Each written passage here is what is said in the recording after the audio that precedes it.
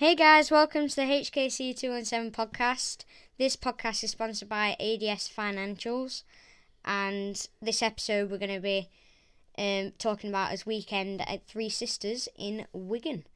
So, yeah, Three Sisters in Wigan this episode, Yep. And this episode is sponsored by ADS Financial. ADS Financial have come on board this year, which he is a financial advisor who we know, Alan, is kindly offered to sponsor Hudson's bike. He's also on his levers as well. So a massive thank you to Alan. We'll put a link in the description to get in contact with him on his Facebook and I think his Instagram and his, more important, LinkedIn for business. So a massive thank you to ADS Financial. So as we roll in to Three Sisters, Wigan, wet, dry, wet. No? No, dry, wet, dry. Dry, wet, dry. Dry, wet, Sebby. So, as we always do, we're going to cover through the race report for the weekend, which started off on the practice day. Spent the bike tweaking the setup for what was a bumpy, high-speed track in gorgeous sunny conditions. Going back to the bumpiness, pretty much every rider, including Hudson, said it was a lot bumpier than when you were there last year. And every year we've gone there, it's been more and more bumpy.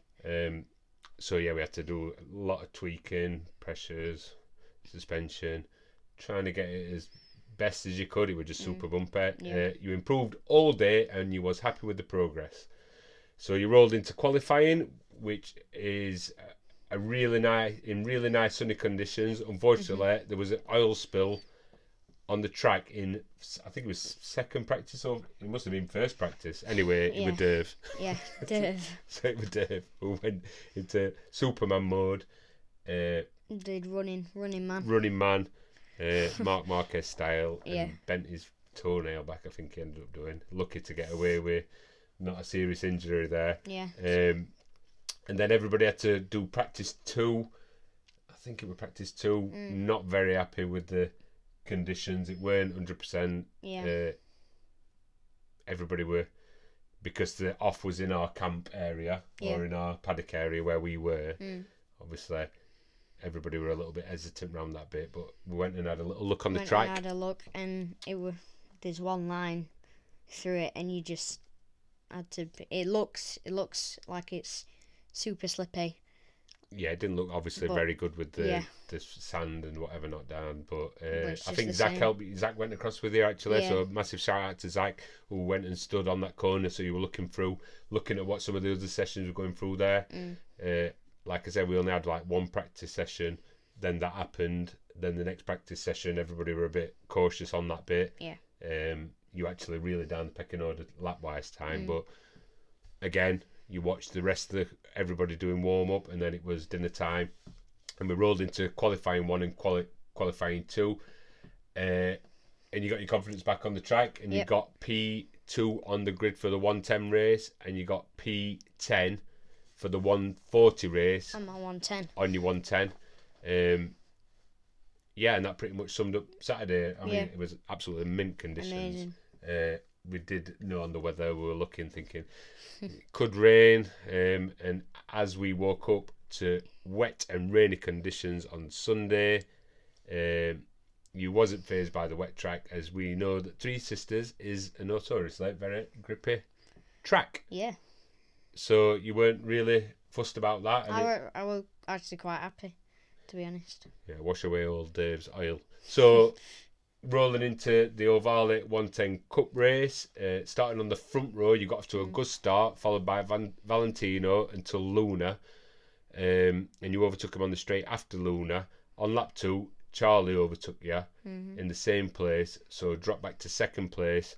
Charlie broke away from me, but I knew I had a good gap for third place, so was happy to sit in second place and not push too hard in the, I think it were dampish conditions. Still in the morning, we're definitely wet in the morning. In the morning, it were really wet. Yeah, it were wet. Yeah. Not raining though, I don't think. No. So you finished in P2 for race 1. Rolling into race 2, it was still damp on the track, but drying. Starting from P3 in qualifying, I got a great start into second and was following Charlie and keeping pace with him. I made a mistake on the final corner on lap 3, ran deep, but I cut him back up immediately, so I knew I had the pace to pressure Charlie, and I was behind him. I had a few looks at overtaking him, waiting for my opportunity, and on the penultimate lap came when Charlie missed a gear and I overtook him for first position. I put in a PB fastest lap of the race and finished under pressure in first position, which were, that was a good race to watch, that one. Yeah.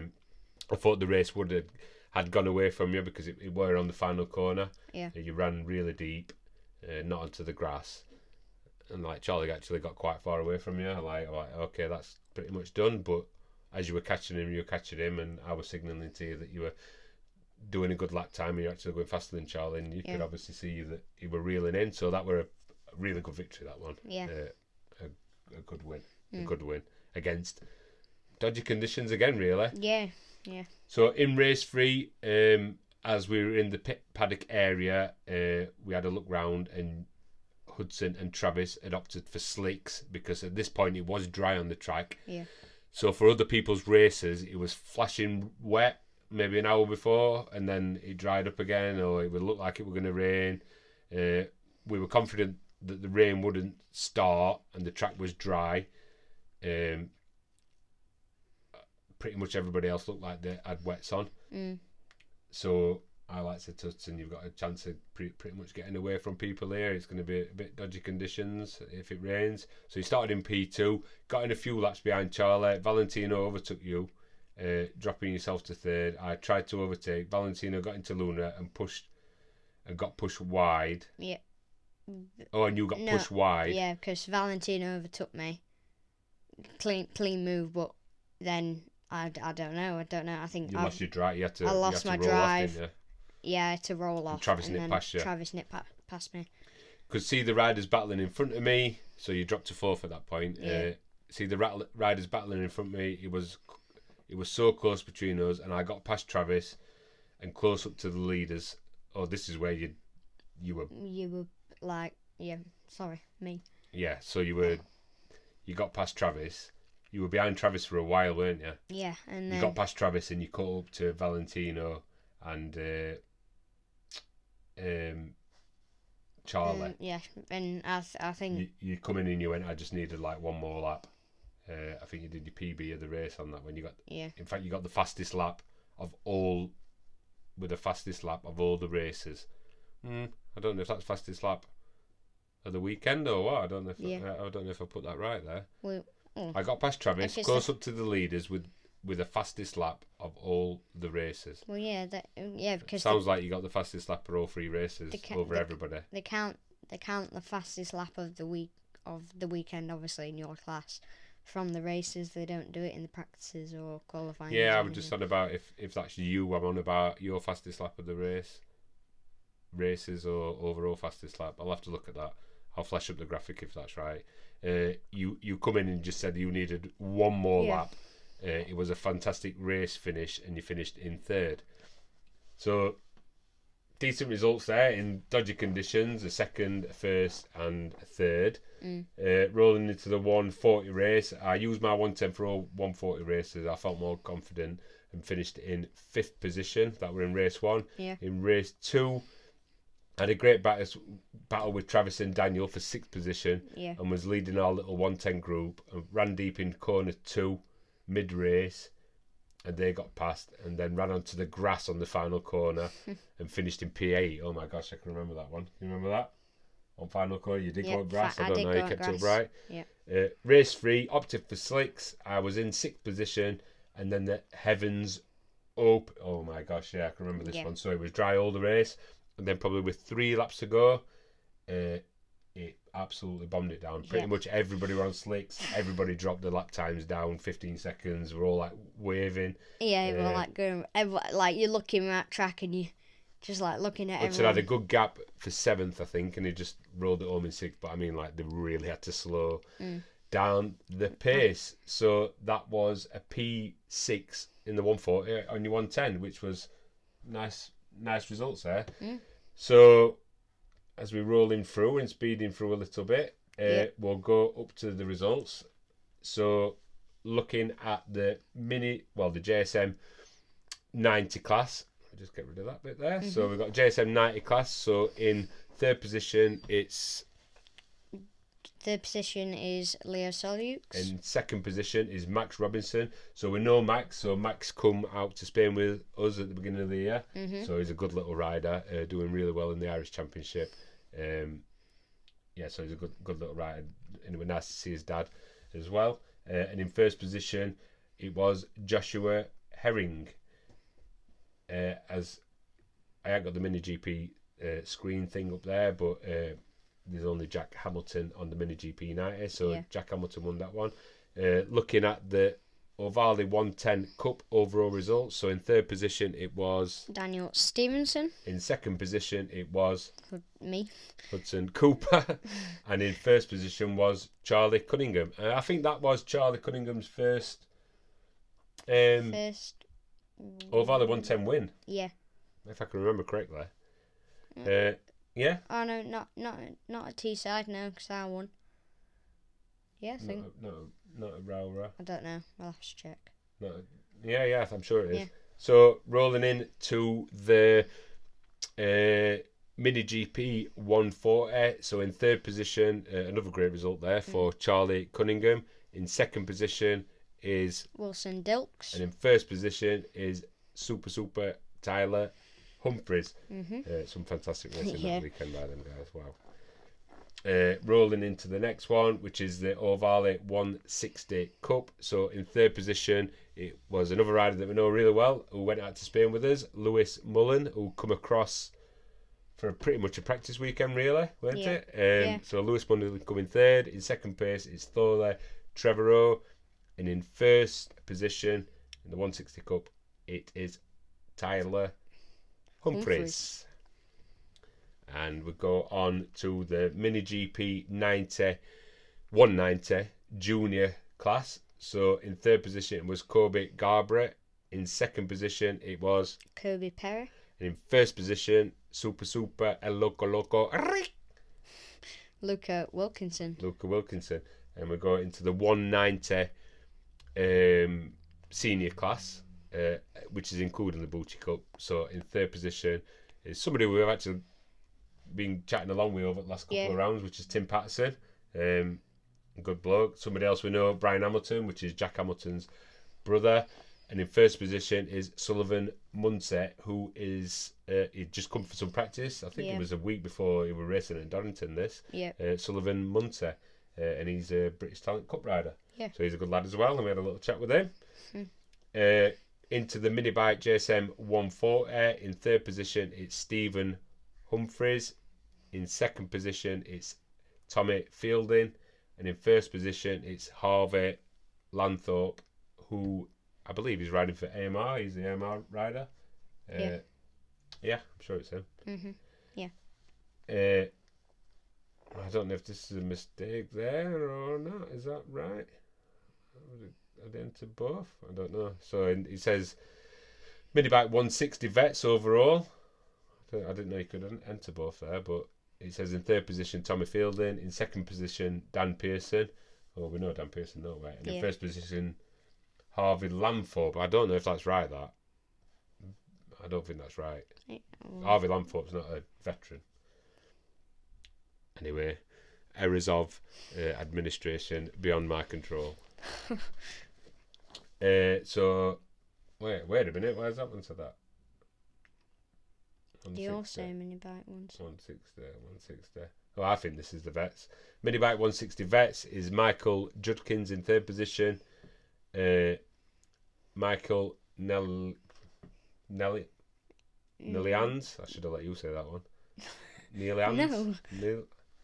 Nellyans, I'd say. And in first position is Tom Reverie. I think that one's wrong. I think that's that's overall where they finished. Combined classes. Yeah, okay. Do you know what I mean?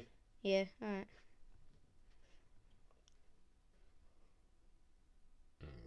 Stephen, I'm not sure about that one. Yeah, so we'll go on.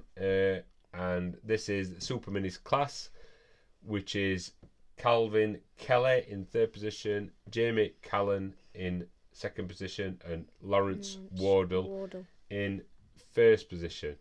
And that concludes the Wilton Mill round, which were a really good round. Yeah. If you can remember, on the Saturday night we had Wilton Mill. Sorry. Three Sisters. Yeah, really good round. Really enjoyed it. We were with Dave, Luca, Steve. We had a massive meal outside. Massive shout out to who made tea that time. I can't remember who made tea that time. I think Steve did a curry, didn't he? Steve did a curry, and then we had loads of people around. Yeah, and then the night before, I think we had fish and chips. No, fish and chips the night before, yeah. So we all had a big table out there. Joel come across, and his dad Danny, Adrian were across there as well. Thingy. What's his name? It's just been on them. I forgot. I know who you're on about. George Ball's dad. He was there. Yeah. He was there. So we stayed out there. We had a game of fajita slap. Yeah. Rap slap. That were really fun. Had a really good weekend. Like we had all his awnings together, which were fantastic. We had a good little setup there in a really good position. Massive shout out to Steve for going up there on Monday night. Not Monday night, was it? But yeah. So a really good weekend, that one. Positive results. Difficult conditions. Happy we come away. Like the setup, messing with setup, we're all right. So yeah, we had to change it a lot, didn't we? On Friday, didn't we? Yeah, we were messing about with gearing as well. Gearing, yeah. Well, no, we changed the gearing on. I think we changed the gearing Saturday. Saturday, yeah, like later, yeah, in the afternoon afternoon of Saturday. I think it was for Q2. Q2. Tweaking a little bit. Yeah, so really good weekend. So that concludes that. So what do we roll into after that?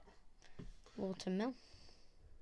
So the next episode will be Wilton Mill, but we're just going to wrap up this episode. There's going to be 2 episodes this week because we need to play catch up. So this one's a bit of a shorter episode, but we're rolling through. In the next episode, we're going to do a fantasy league update as well. Yeah. So yeah. That's everything. That's everything. Don't forget to like and subscribe. If you're watching on YouTube, please hit the like button. Subscribe to this channel. Don't forget to have a look on Hudson socials at Hudson Kai Cooper everywhere. If you want to become a Patreon member or get involved with sponsorship, head over to patreon.com/HKC217. And if you're struggling to find him anywhere on any social platform, just search for the hashtag HKC217. And that concludes this week's episode. So thank you very much for ADS Financial. Thanks for watching. Thanks for listening. Don't forget you can watch this on YouTube and you can watch it on Spotify video. You can listen to it on Spotify video, Spotify, and you can listen to it on every podcast service. If you just search for the HKC217 podcast, we'll pop right up. Yep. Make sure you share. Any questions, there's a link in the description what you can click and it opens up a web browser and you can actually leave a voice message and we'll play your voice message on the next show. Yeah. Thanks for watching. See you later. Bye. Bye.